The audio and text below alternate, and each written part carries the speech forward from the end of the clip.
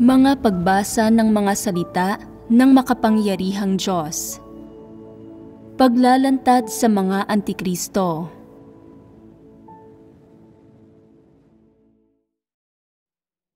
Unang item. Sinusubukan nilang kuhain ang loob ng mga tao. B. Pagpapakitang gilas sa kanilang mga kalakasan para sambahin sila ng mga tao.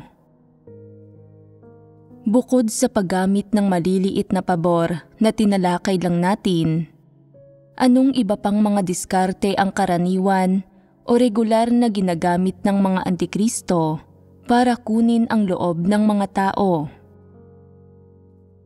Halimbawa, sabihin nating may masamang impresyon ang lahat sa isang lider. Iniisip ng mga tao na walang talento ang leader na ito, na mga salita at doktrina lang ang kaya niyang sabihin at na wala siyang totoong pagkaunawa sa katotohanan. Kung malalaman ng leader na iyon na kinikimkim ng mga tao ang ganitong uri ng impresyon sa kanya, gagawin ba niya ang lahat ng makakaya niya para itago ang mga kamalian at kahinaang ito? Ano ang gagawin niya? Anong uri ng mga bagay ang sasabihin niya? Ang pagpapanggap na magtatapat ay isang aspekto nito. Ano pa? Pagpapalusot. Ang pagpapalusot ay nagsisilbi ring paraan ng pagtatago. Dagdag pa rito, maaaring gamitin ng leader ang kanyang mga kalakasan at ang mga bagay na mahusay sa pananaw ng iba para itago ang mga kahinaan niya. Isa ba itong karaniwang diskarte? Halimbawa, sinabi ng isang tao, "Maikling panahon pa lang akong nananampalataya sa Diyos, kaya bakit ako piniling leader?" Ito ay dahil may pinatakbo akong kumpanya sa sekular na mundo at dumami ang aming mga tauhan mula 10 tao hanggang 200 na nagpapakitang may kakayahan ako sa pamumuno. Kahit na walang ikinakabit na importansya ang sambahayan ng Diyos sa ganoong mga bagay, kapaki-pakinabang ang kakayahang ito sa ilang sitwasyon, tama? Matapos marinig ito, hindi sasang-ayon ang iba, kaya magpapatuloy ang taong ito sa palabas niya at sasabihin. Halimbawa, kung kakausapin mo ang mga empleyado mo, pero hindi sila nakikinig, ano ang dapat mong gawin? Makikinig sila sa iyo kapag naggamit ka ng magagandang resulta. Nailatag ko na ang patunay ko, na isapubliko na ang kumpanya ko.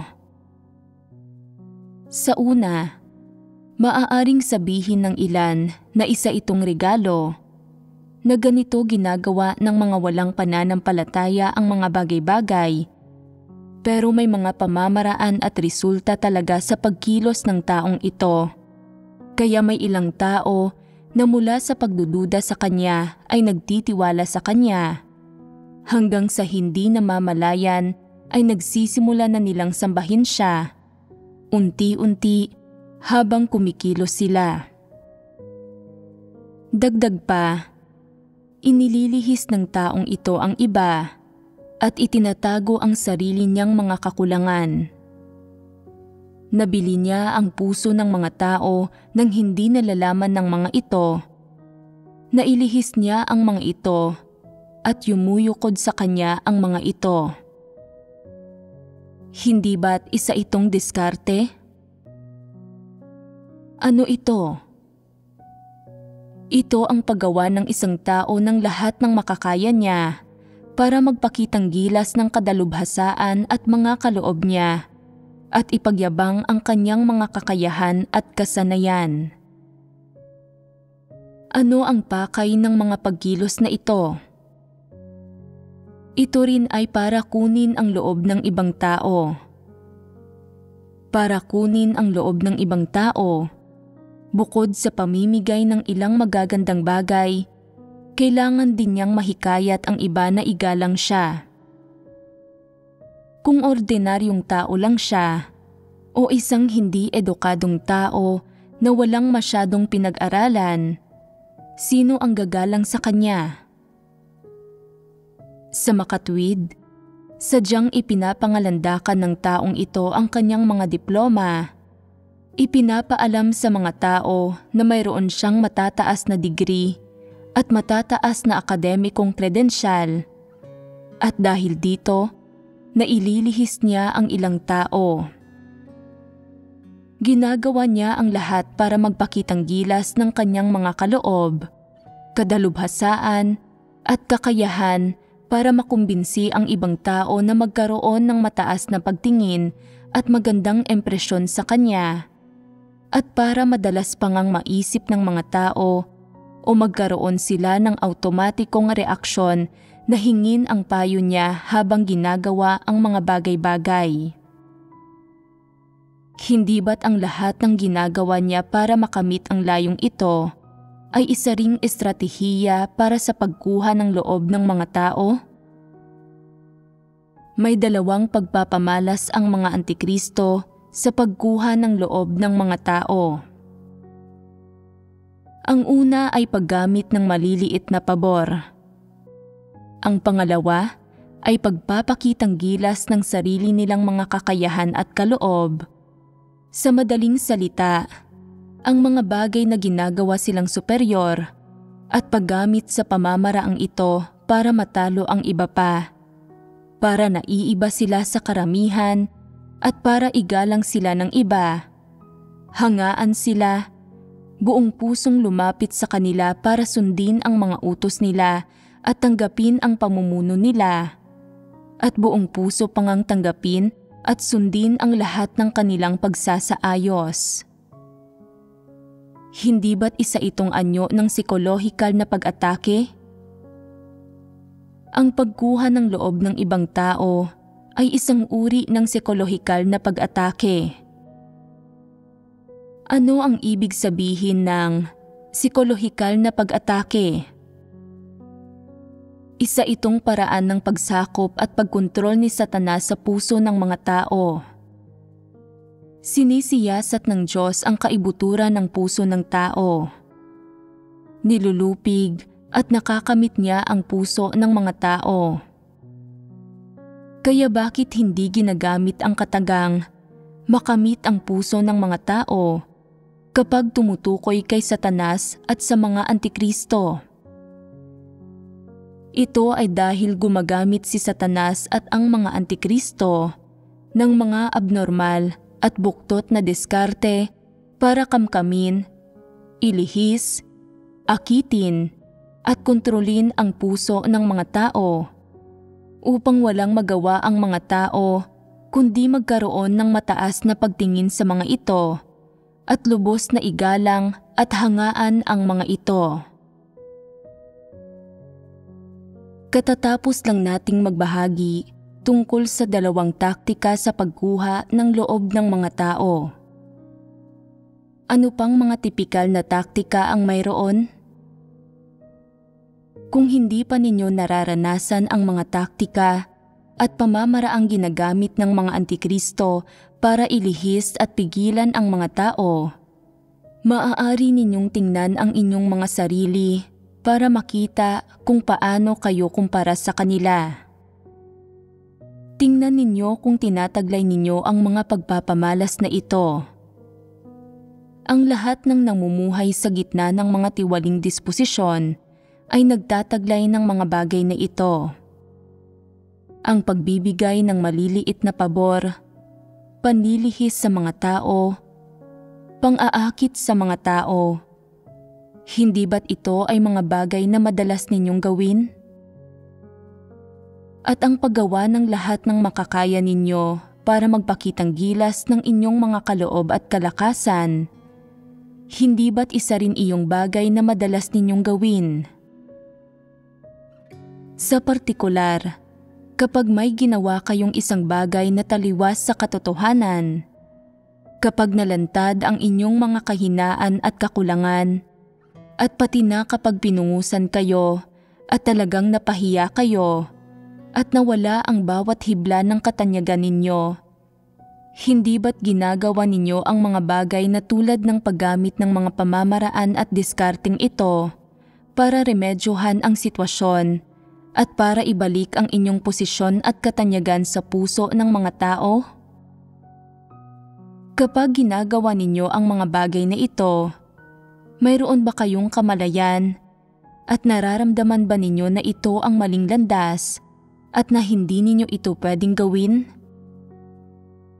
Nakakaramdam ba kayo ng paninisi sa sarili? Madalas ba kayong walang pakialam dito o na mayroon kayong paninisi sa sarili pero dapat pa rin gawin ang mga bagay na ito sa kabila ng inyong mga sarili dahil napakahalaga sa inyo ng reputasyon at imahe ninyo? Alin ito? Ginagawa pa rin namin ang mga ito kahit na hindi namin gusto. Ginagawa ninyo ito kahit na hindi ninyo gusto. Kung gayon, nakakaramdam ba kayo ng paninisi sa sarili? O hindi ba talaga ninyo ito nararamdaman, kundi binabaliwala ang mga bagay na iyon kapag nagawa na ninyo ang mga ito at nagpapatuloy lang kayo sa pagkain at pagtulog gaya ng ginawa ninyo dati? Nakakaramdam kami ng paninisi sa aming sarili. Kung nakakaramdam kayo ng kaunting paninisi sa inyong sarili, hindi iyon ganoon kalala. Pinapatunayan nitong hindi pa ganoon kalalim ang pagkamanhid ninyo. Nagtataglay pa rin kayo ng kamalayan. Ang mga taong may kamalayan ay may pag-asang maligtas. Iyong mga taong wala nito ay walang pagkatao, kaya nasa panganib sila. C. Pagpapakitang tao para ilihis ang mga tao at makuha ang kanilang pagsang-ayon. Ano pang mga diskarte ang karaniwang ginagamit ng mga antikristo para kunin ang loob ng mga tao? May isa pang sitwasyon na anuman ang ginagawa ng mga antikristo, hindi nila ito ginagawa sa harapan ng Diyos, kundi sa harapan ng mga tao. Ano ang dayo nila roon? Ito ay ang akitin ang puso ng mga tao. Sa panlabas, mas handa silang magdusa at magbayad ng halaga kaysa sa iba. Mukha silang mas espiritual kaysa sa iba, mas tapat sa Diyos, at mas seryoso sa tungkulin nila. Pero kapag walang nagbabantay sa kanila, hindi sila ganoon kumilos. Hindi nila tunay na intensyong kumilos sa ganoong paraan. Sa halip, may nakatago silang motibo. Ganoon sila umasal sa harap ng iba para makita ng mga taong iyon kung gaano sila kabuti kumikilos at na ginagawa nila ang kanilang mga tungkulin ng may ganoong katapatan. Pero sa katunayan, hindi naman talaga katapatan ang panloob nilang motibasyon. Ang pakay nila ay ang makita sila ng mga tao bilang tapat at responsable. Lubusan nilang kinukumbinsi ang iba sa pamamagitan ng pagbabayad ng halaga sa ganitong paraan. Dahil dito, handang tanggapin ng ibang tao ang kanilang pamumuno at napatawarin sila anumang pagkakamali ang magawa nila. Anong uri ito ng pag-uugali? Pagpapakitang tao ito para ilihis ang mga tao.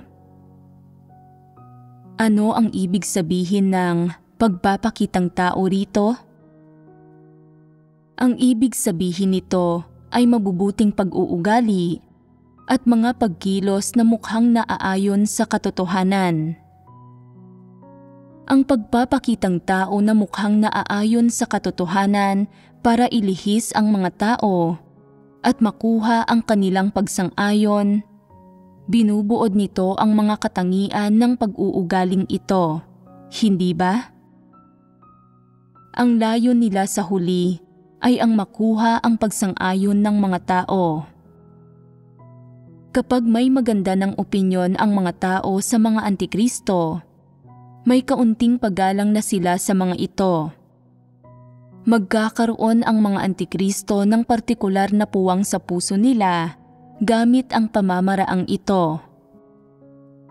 Halimbawa, may isang uri ng tao na handang magbayad ng halaga sa pagganap niya ng kanyang tungkulin. Kadalasang dumidepende sa karanasan sa mga pagkilos niya at hindi lumalabag sa alinman sa mga pangunahing prinsipyo. Pero kapag nagbabahagi ka sa kanya tungkol sa paghahangad sa mga katotohanang prinsipyo, ano ang sinasabi niya? Hindi mo na kailangang magbahagi sa akin ng tungkol dito.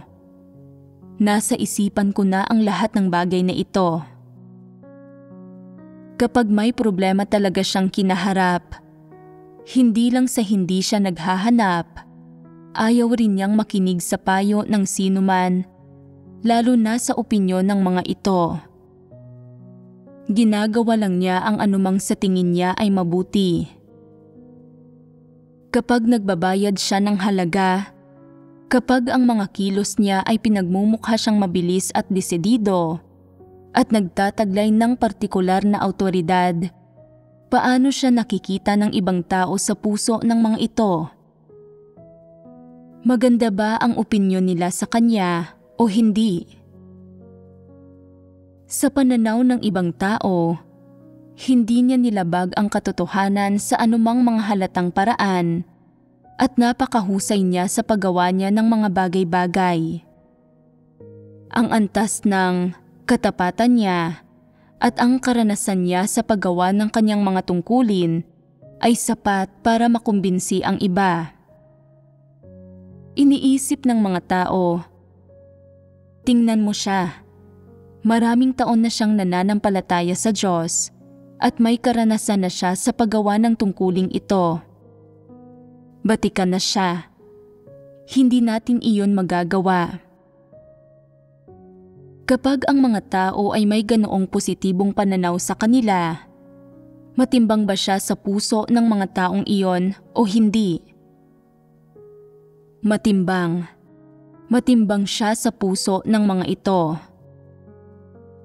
May ilang tao na hindi kailanman hinahanap ang katotohanan, bahagyang dahil sa wala silang espiritual na pangunawa at bahagya ring dahil sa wala silang interes sa katotohanan at hindi talaga nila minamahal ang katotohanan at lubusan silang walang pangunawa kung ano ang mga katotohanang prinsipyo. Ganap lang silang nakadepende sa lumilipas nilang sigla, sa sarili nilang magagandang intensyon at sa mga taon ng karanasan nila para magawa ang kanilang mga tungkulin.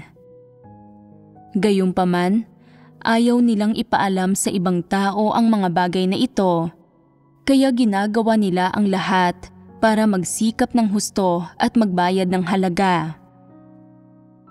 Kung matutuklasan ng sino man na wala silang espiritual na pangunawa o na hindi nila nauunawaan ang katotohanan at ginagawa nila ang mga bagay-bagay ng walang prinsipyo, mabilis silang maglalabas ng ilang mga nagawa para makita ng mga tao. Sasabihin nila, tingnan ninyo para makita ninyo kung may espiritual na pangunawa talaga ako o wala. Pagmasdan ninyo, tingnan ninyo kung talagang kumikilos ako ng may prinsipyo o hindi, kung naiintindihan ko ba talaga ang katotohanan. Sa pagkilos nila ng ganito, maraming tao ang naililigaw nila. Sinasabi nila, bihasa ang mga taong iyon sa paggawa ng kanilang mga tungkulin at nauunawaan nila ang mga prinsipyo. Tayo ang hindi nakakaunawa. tayo ang hindi nakakaunawa. Ano ang ibinubunyag ng pahayag na ito?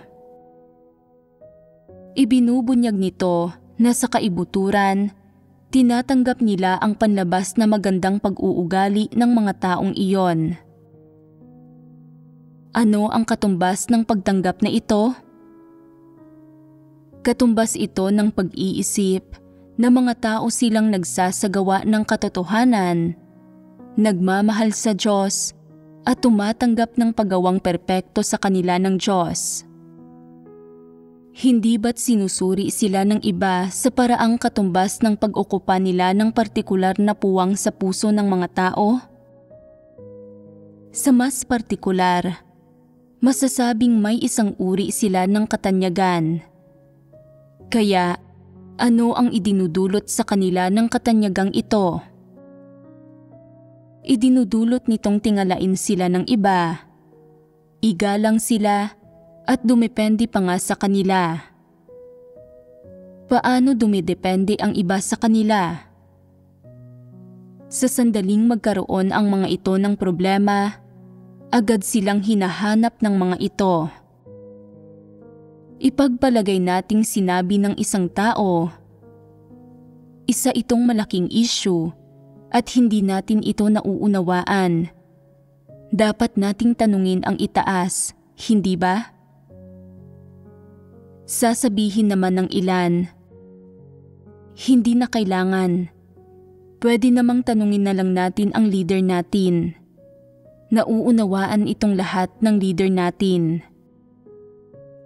Nasa isip ng lahat na madalas abala ang mga leader at manggagawa sa kanilang gawain, at wala silang nagawang masama. At dahil dito, iniisip ng mga ito na tiyak na mga tao silang nakakaunawa sa katotohanan at kumikilos ng may mga prinsipyo. Ano ang masasabi mo sa sentimentong ito? Kung hindi hayagang gumawa ng masama ang isang tao, ibig sabihin ba niyon ay nauunawaan niya ang katotohanan? Hindi naman talaga. May limitasyon sa pangunawa ng sinumang tao sa katotohanan. Kung ikaw, dahil sa paniniwalang nauunawaan ng mga lider ang lahat, ay hindi nananalangin sa Diyos, naghahanap mula sa Kanya, o naghahanap sa Kanyang mga salita, anuman ang problemang mayroon ka, kundi dumediretso sa isang lider para magtanong tungkol dito, hindi ba't maaantala nito ang mga bagay-bagay? Kung palagi mong ginagawa ang sinasabi ng mga lider, palagi silang tinitingala, maaaring hindi maging maganda ang takbo ng ilang bagay at maaaring magdulot ka ng maraming kawalan sa gawain ng iglesia. Ito ang dahilan kung bakit ang pagsamba at pagtingala sa mga tao ang pinakamadaling paraan para maligaw ng landas at magkamali, para magdulot ng kawalan sa sarili mong buhay at sa sambahayan ng Diyos at sa gawain ng iglesia. May tatlong pangunahing pagpapamalas ng mga antikristo sa pagkuha ng loob ng mga tao. Ang una ay pang-aakit sa mga tao gamit ang maliliit na pabor. Ang pangalawa ay pagpapakitang gilas ng kanilang mga kalakasan, kaloob at talento. Ang pangatlo ay pagpapakitang tao para ilihis ang mga tao at makuha ang kanilang pagsang-ayon. Makikita sa lahat ng tao ang mga pagpapamalas na ito. Madalas nagbubunyag ang ilang tao ng ilang tsismis na hindi alam ng iba. Pinag-uusapan ang lahat ng uri ng paksa o nagbabahagi ng ilang natatangi at ekspertong opinyon. Ano ang tawag dito? May isang kasabihang may dalawang bahagi na ganito ang sinasabi. Naglalagay ng kolorete ang isang matandang babae para bigyan ka ng isang bagay na titingnan. Palaging gustong ipakita ng mga taong ito ang mga kasanayan nila at matamo ang paggalang ng mga tao. Pero minsan, hindi nila ito nagagawa ng maayos at may mga nakikitang kamalian sa kanila ang mga tao. Kaya dahil dito, ay ginagawa nila ang lahat ng makakaya nila para remedyohan ang sitwasyon at takasan ito sa pamamagitan ng pakikipagtalo. Anuman ang mga bagay na nagawa nila na labag sa kanilang konsensya at sa katotohanan, o na hindi nauugnay sa paggawa ng mga tungkulin nila, hindi sila kailanman marunong umamin ng pagkakamali o magnilay sa sarili nila at magsisi, ni hindi nila napagtatanto kung gaano kaseryoso ang isyung ito. Sa kabilang banda, labis silang nag-iisip at pinipiga nila ang utak nila para makahanap ng mga paraan upang makipagtalo para sa sarili nila at ayusin ang mga bagay-bagay. Atat na atat silang makamit ang mga layo nila sa puntong hindi na sila makakain o makatulog. Natatakot na dumanas ng bigla at mapanirang pagbaba ang magandang pagtingin sa kanila ng iba. Iniisip, halimbawa, ng ilang tao na magaling silang magsulat, na mahuhusay silang manunulat. Iniisip ng ilan na magagaling silang lider, na mga haligi silang sumusuporta sa iglesia. Iniisip ng iba na mabubuti silang tao. Sa sandaling mawala sa mga taong ito ang magandang imahe ng kanilang sarili sa kung ano pa mang dahilan, pinag-iisipan nila ito ng husto at nagbabayad sila ng halaga para sa kapakanan nito. Pinipiga ang utak nila sa pagsubok na remedyohan ang sitwasyon. Gayunpaman, hindi sila kailanman nakakaramdam ng hiya o ng paninisi sa sarili nila o ng pagkakautang sa Diyos dahil sa mga maling landas na tinahak nila o para sa iba't ibang bagay na ginawa nila na lumabag sa katotohanan. Hindi sila kailanman nagkaroon ng ganoong uri ng pakiramdam. Ginagamit nila ang lahat ng uri ng taktika para ilihis ang mga tao at kunin ang loob nila. Paggawa ba ito ng tungkulin ng isang nilikha? Talagang hindi. Iyon ba ang gawaing dapat ginagawa ng mga leader ng iglesia? Talagang hindi. Namumuhay sila sa pamamagitan ng mga satanikong disposisyon, gumagawa ng kasamaan at ginagambala ang gawain ng iglesia, at ginugulo at ginagambala ang gawain ng sambahayan ng Diyos. Kung huhusgahan batay sa kanilang mga kilos at pag-uugali, sa mga landas na kanilang tinatahak, at sa iba't iba nilang pag-uugali na nagliligaw sa mga tao at nagkokontrol sa mga ito, hindi nila ginagawa ang tungkulin ng isang lider, kundi sinisira at ginugulo ang gawain ng Diyos ng pagliligtas sa tao. Pinipigilan ang mga taong lumapit sa Diyos at tinatangkang panatilihin ang mga tao sa sarili nilang mga kamay sa ilalim ng kanilang kontrol. Hindi ba't mga kilos at pag-uugali ang mga ito ng isang antikristo? Walang duda tungkol dito. Sapat na patunay na ito na perpektong ginagampanan ng mga antikristo ang papel ni Satanas. Kung huhusgahan batay sa kalikasan ng mga bagay na ito na kanilang ginagawa, hindi lang sa hindi nila nagagawa ng maayos ang tungkuling dapat nilang gawin, bagkus ay ginagampanan pa nila ang papel ni Satanas. Ang ginagawa lang nila ay talagang makipagtagisan sa Diyos para sa hinirang na mga taon niya. ang mga tupang sa Diyos ay dapat sumunod sa Diyos at makamit niya. Pero pinipigilan ng mga taong ito ang iba na sumunod sa Diyos. Napapasakamay nila ang mga tupa ng Diyos at kinukontrol ang mga ito at inuudyukan ang mga taong sambahin sila at sumunod sa kanila. Iyon ang kalikasan ng mga kilos nila. Matatawag bang mga lider ang ganoong mga tao? Pwes, ano ang dapat nating itawag sa kanila? Masasamang tagapaglingkod. Masasamang tagapaglingkod. Akmang pangalan iyon. Mga Antikristo, masasamang tagapaglingkod.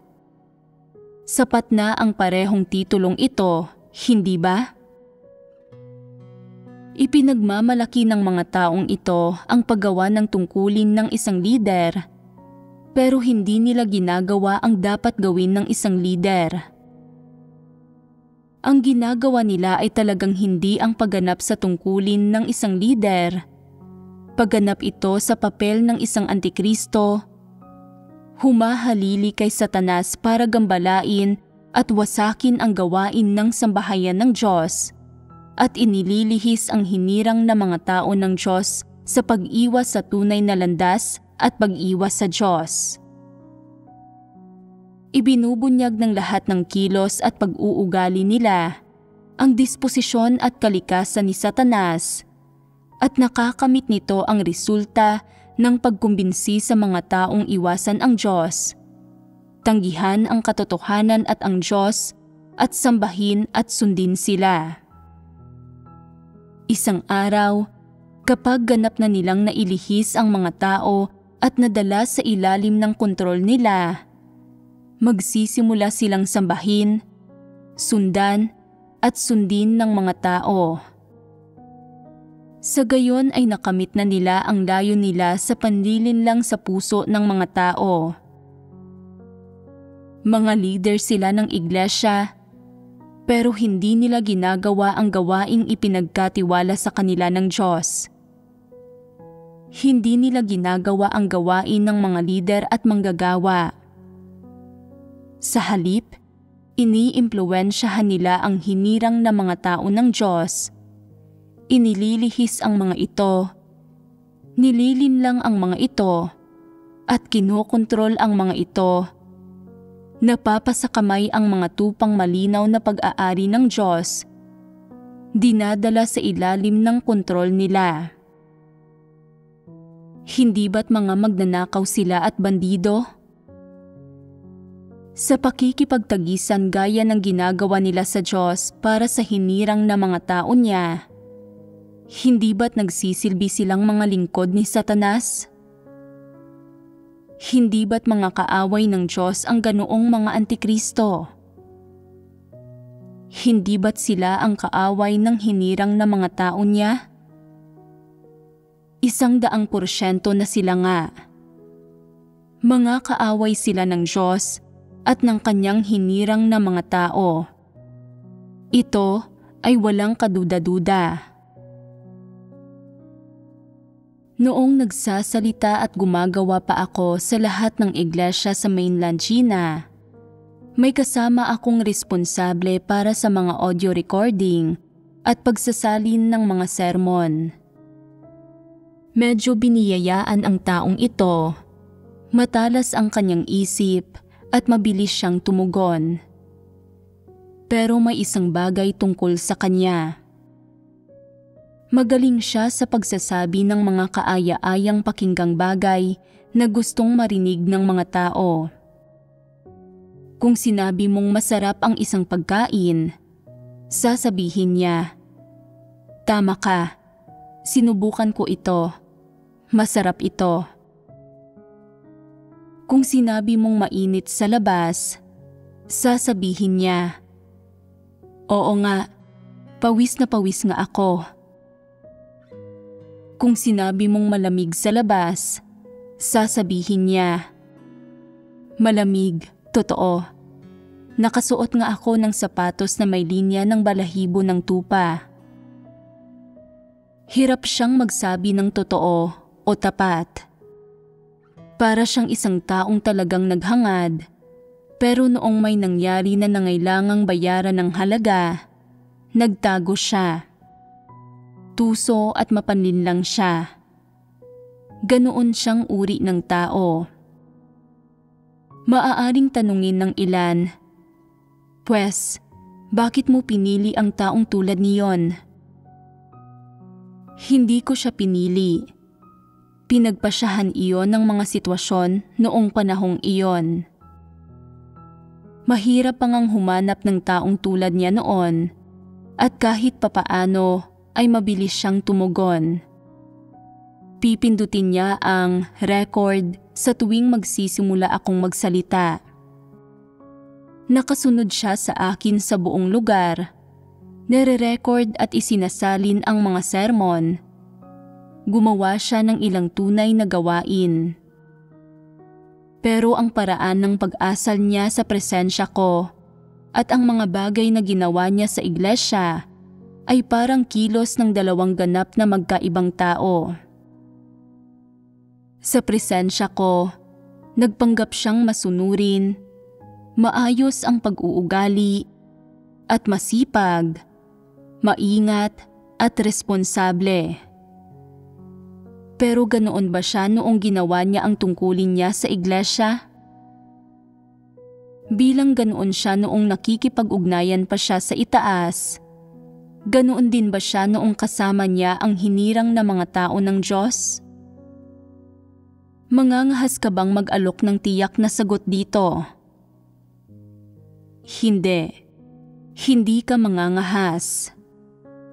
Kung gayon, paano mo malalaman kung ano ang tunay niyang sitwasyon? Para magawa iyon, dapat nakikipag-ugnayan ka sa kanya. Matapos mong makisalamuha sa kanya ng ilang panahon, lalabas ang lahat ng nasa kalikasang diwa niya. Minahal niya lalo na ang katayuan at partikular na banidoso siya.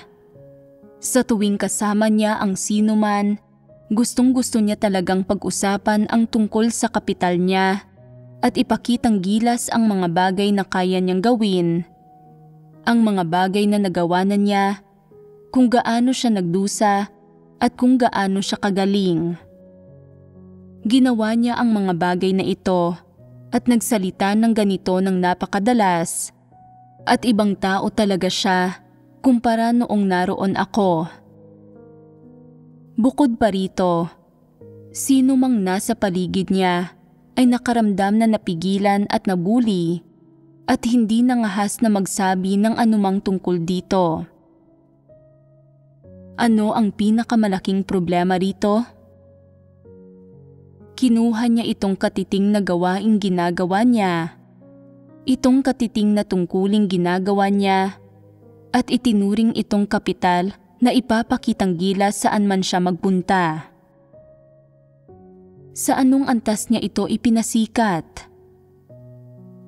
Tiningala, sinamba, at kinainggitan siya ng lahat. Sa wakas, sinabi nila, "Sobrang nagdusa ang lalaking ito para sa Diyos. Tingnan mo na lang ang pananalig na mayroon siya at ang pagmamahal niya para sa Diyos. Hindi man lang tayo maihahalin tulad sa isang hibla ng buhok sa ulo niya. Napakababa natin kumpara sa kanya." Palagi siyang binabanggit ng mga tao at iniisip ng mga taong hindi ako makasalamuha na ang makasalamuha siya ay para na ring pakikisalamuha sa akin. Sa bandang huli, ay umabot na sa level na ito ang impluwensya niya sa kaalaman, mga iniisip at isipan ng mga tao. Para makarating sa puntong ito, may ilang bagay na siguro siyang nasabi at nagawa, hindi ba? Tiyak na hindi lang ilang salita ang ginamit niya para banggitin kung anong mga tungkulin ang nagawa niya. Tiyak na nagsalita siya at tinalakay niya ang tungkol sa mga bagay na ito ng detalyado. Higit pa rito, may mga sarili siyang motibo at mithiin. May sinabi siyang ilang bagay na maaaring mabuyo at maglihis sa mga tao para sambahin siya ng mga tao at nakamit niya ang layon niya sa huli. Ano ang tingin mo sa ganitong uri ng tao? Mabuti para sa kanya ang magawa niya ang tungkulin niya sa tabi ko, para man sa pagkatuto niya kung paano umasal o sa pagkakamit ng katotohanan. Isa iyong oportunidad para maaga siyang magawang perpekto. Sa kasamaang palad, hindi niya pinahalagahan ang oportunidad na ito. Hindi niya nakita kung gaano kahalaga at kaimportante sa buhay ang oportunidad na ito, o na isa itong landas, pundasyon at mapagkukunan para makamit ang katotohanan at matamo ang kaalaman tungkol sa Diyos. Sa halip, ginamit niya ang oportunidad na ito para makamit ang sarili niyang layon na mangibabaw sa karamihan at makuha ang loob ng mga tao. Nagdulot iyon ng problema. Maling landas ang nilalakaran niya. Sabihin mo sa akin, dahil sadya niya talagang ipinapakalat kung gaano siya nagdusa, kung paano siya ginabayan ng Diyos, at kung paano siya tinrato ng Diyos, at kung paano siya pinagkatiwalaan ng Diyos. Nagawa ba niyang makilala na may personal na intensyon dito? Nagawa niya dapat. Hindi ito isang bagay na imposibleng makilala. Makikilala niya ito. Kaya bakit hindi niya nagawang pigilin ang masasamang gawa niya? Dahil hindi niya minahal ang katotohanan, impluwensya at katayuan lang ang gusto niya.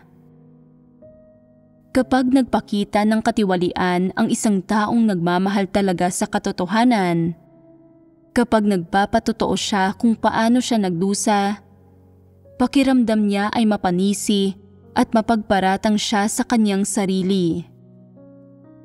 Pakiramdam niya ay ubod siya ng sama para gawin iyon, mapanlaban sa Diyos, at na hindi na niya iyon dapat ulitin. Kapag gusto niya itong gawin ulit sa hinaharap, nagagawa niyang pigilan ang sarili niya at ihinto ang paggawa niya ng ganoong mga bagay. Medyo normal iyon.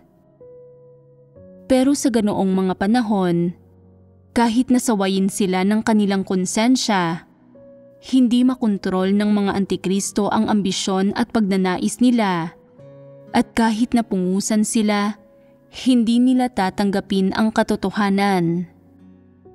Bakit lumalala at lumolobo ang kalikasan nila sa paraang hindi na maibabalik pa? Sa kalikasan nila, hindi nila minamahal ang katotohanan. Kung gayon, ano ang minamahal nila? Minamahal nila ang katayuan. Ano ang madadala sa kanila ng katayuan? Sasambahin sila ng mga tao, igagalang at kaiinggitan dahil dito. Sa huli, ang layo nila ay ang tamasahin ang parehong katayuan at pagtrato gaya ng sa Diyos, pati na rin ang karangalan, kaligayahan at kagalakang dala ng katayuang ito sa kanila. Matapos mapakinggan ang lahat ng kasasabi ko lang, hindi ba kayo nasusuklam? May iba pang ginawa ang taong iyon na mas kasuklam-suklam. Kalaunan, nagkasakit siya at bumalik sa bayan niya, at dahil doon, mas naramdaman niyang nararapat lang na tamasahin niya ang mga benepisyo ng katayuan. Sa tingin ninyo, paano siya kikilos habang nasa ilalim ng kontrol ng kaisipang ito? Hindi ba't hihingin niyang bigyan siya ng mga tao ng mas higit pang, mas mabuting pagtrato? Bakit niya ito hiningi? Hindi ba niya naramdamang sobra na ito o hindi na makatwiran? Pakiramdam niya ay karapat-dapat siya para dito. Naisip niya, nagdusa ako ng labis para sa Diyos at para sa aking mga kapatid. May karapatan ako para dito. Nagkasakit ako dahil labis akong nagdusa, kaya dapat akong pagserbisyuhan ng aking mga kapatid. Habang may sakit siya, hindi siya gumawa ng anuman. Nakahiga lang siya sa kama maghapon, ginagawang asikasuhin siya ng iba at pakainin siya. Matapos niyang mahiga roon ng napakatagal, nagsimula na siyang mainip, kaya nagpapahatid siya ng pagkain at inumin sa mga tao at nagpapasama siyang lumabas para mawala ang pagkainip niya. Medyo kasuklam-suklam ito, hindi ba? Kung tunay ngang ganoon kalubha ang sakit niya, hindi sana ito naging isang malaking usapin. Kung hindi talaga iyon ganoon kalubha, tiyak na labis na walang katwiran ang pag-uugali niya, hindi ba? May ilang taong tila talagang masigla sa pananampalataya nila sa Diyos. Gustong-gusto nilang mag-asikaso at magmalasakit sa mga aktibidad ng iglesia at palagi silang nangunguna. Gayunpaman, sa hindi inaasahan, nadidismaya nila ang lahat sa sandaling maging mga leader na sila. Hindi sila tumutuon sa paglutas sa mga praktikal na problema ng hinirang na mga tao ng Diyos. Sa halip ay ginagawa nila ang lahat ng makakaya nila upang kumilos para sa kapakanan ng sarili nilang reputasyon at katayuan. Gustong-gusto nilang magpasikat para igalang sila ng iba at palagi nilang ikinukwento kung paano nila ginugugol ang sarili nila at paano sila nagpapakasakit para sa Diyos, pero hindi nila inilalaan ang mga pagsisikap nila sa paghahanap sa katotohanan at sa buhay pagpasok nila. Hindi ito ang inaasahan sa kanila ng sinuman. Kahit na nagpapakaabala sila sa gawain nila, nagpapasikat sa bawat okasyon, nangangaral ng ilang salita at doktrina, nakakamit ang paggalang at pagsamba ng ilang tao, inililihis ang puso ng mga tao, at pinatatatag ang katayuan nila. Ano ang resulta nito sa huli? Kung gumagamit man ang mga taong ito ng maliliit na pabor para suhulan ang iba, o nagpapakitang gilas ng kanilang mga kaloob at abilidad, o gumagamit ng iba't ibang pamamaraan para ilihis ang mga tao, at sa pamamagitan noon ay matamo ang magandang opinyon ng mga ito, anumang pamamaraan ang gamitin nila para makuha ang loob ng mga tao at magkaroon ng puwang sa puso ng mga ito, ano ang nawala sa kanila? Nawala sa kanila ang oportunidad na makamit ang katotohanan habang ginagawa ang mga tungkulin ng isang lider. Gayon din, dahil sa iba't ibang pagpapamalas nila, naipon ang masasama nilang gawa na magdadala ng kanilang pangwakas na kalalabasan. Gumagamit man sila ng maliliit na pabor para manuhol at manlinlang ng mga tao, o nagpapasikat ng kanilang mga sarili, o nagpapakitang tao para ilihis ang mga tao, at gaano man karaming benepisyo at gaano man kalaking kasiyahan ang tila nakukuha nila sa paggawa nito sa panlabas. Kung titingnan ito ngayon, tama ba ang landas na ito? Ito ba ang landas ng paghahanap sa katotohanan? Isa ba itong landas na makapagdadala ng kaligtasan sa isang tao? Malinaw na hindi ito. Gaano man katalino ang mga pamamaraan at pandarayang ito, hindi maluloko ng mga ito ang Diyos, at ang lahat ng ito sa huli ay kokondinahin at kasusuklaman ng Diyos dahil nakatago sa likod ng ganoong mga pag-uugali ay ang ambisyon ng tao at isang saloobin at diwa ng pagsalungat sa Diyos. Sa puso ng Diyos, talagang hindi niya kailanman kikilalanin ang mga taong ito bilang mga taong gumagawa ng kanilang mga tungkulin, at sa halip ay tutukuyin niya ang mga ito bilang mga taong gumagawa ng masama. Anong hatol ang ipinapataw ng Diyos kapag hinaharap ang mga taong gumagawa ng masama? Magsilayo kayo sa akin, kayong manggagawa ng katampalasanan. Kapag sinabi ng Diyos, magsilayo kayo sa akin, saan niya gustong pumunta ang ganoong mga tao? Ipinapasa niya ang mga ito kay Satanas sa mga lugar na kinasasakupan ng mga pulutong ng mga Satanas. Ano ang pangwakas na kahihinatnan para sa kanila? Pahihirapan sila ng masasamang espiritu hanggang sa mamatay sila, na ang ibig sabihin ay lalamunin sila ni Satanas. Hindi gusto ng Diyos ang mga taong ito, na nangangahulugang hindi niya ililigtas ang mga ito. Hindi sila mga tupa ng Diyos, lalong hindi mga tagasunod niya, kaya hindi nabibilang ang mga ito sa mga taong ililigtas niya. Ganito inilalarawan ng Diyos ang mga taong ito. Kaya, ano talaga ang kalikasan ng pagtatangkang kunin ang loob ng mga tao? Ito ay paglakad sa landas ng isang antikristo. Pag-uugali at diwa ito ng isang antikristo. Higit pang malubha rito ay ang diwa ng pakikipagtagisan laban sa Diyos para sa hinirang na mga tao niya. Mga kaaway ng Diyos ang ganoong mga tao. Ganito inilalarawan at ikinakategorya ang mga antikristo, at ganap na tumpak ang lahat ng ito.